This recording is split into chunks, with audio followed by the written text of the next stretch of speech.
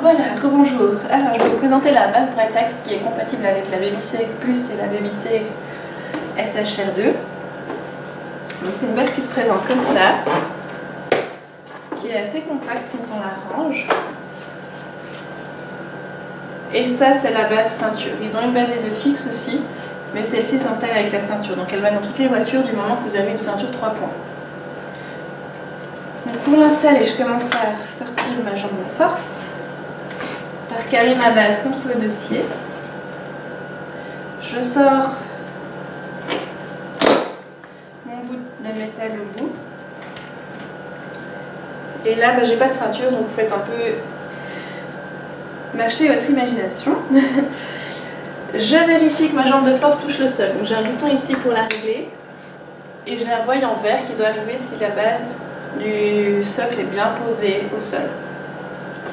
Une fois que ça c'est bon, que j'ai mis ça en place, je peux déverrouiller ici le clip gris qui va servir à bloquer la ceinture. Donc, vous voyez, ça s'ouvre.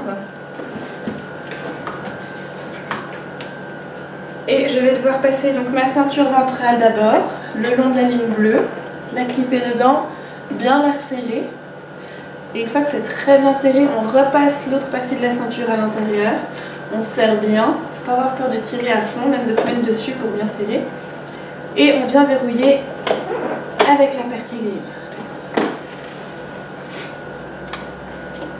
On ouvre. Donc la ceinture passe là. Aller-retour. On serre, on maintient le tout et on referme pour bloquer la ceinture en place.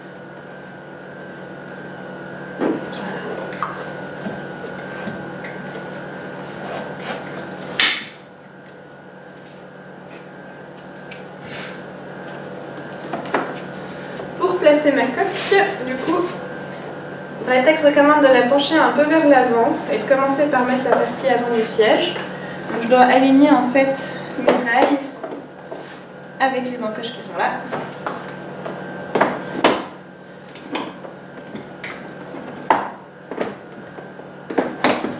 Voilà. Et une fois que c'est dedans, on peut basculer vers l'arrière et ça s'accroche. Donc là ma coque tient. Vérifiez bien sûr chaque fois que la ceinture soit bien serrée. Et on est prêt à partir. Pour la sortir, il y a deux manipulations à faire. La première, j'ai un bouton gris qui est là. Alors d'abord peut-être. J'ai un voyant vert qui s'est mis là pour me montrer que la coque est bien fixée. Pour la sortir, j'ai un gros bouton gris que je dois enfoncer. Ça va libérer la partie arrière de ma coque. Comme ça. Et ensuite, je dois me servir du bouton qui est là. Et tirer la coque. Donc il faut un peu jouer avec la bascule parce qu'il y a un crochet ici. C'est vrai que c'est pas toujours évident.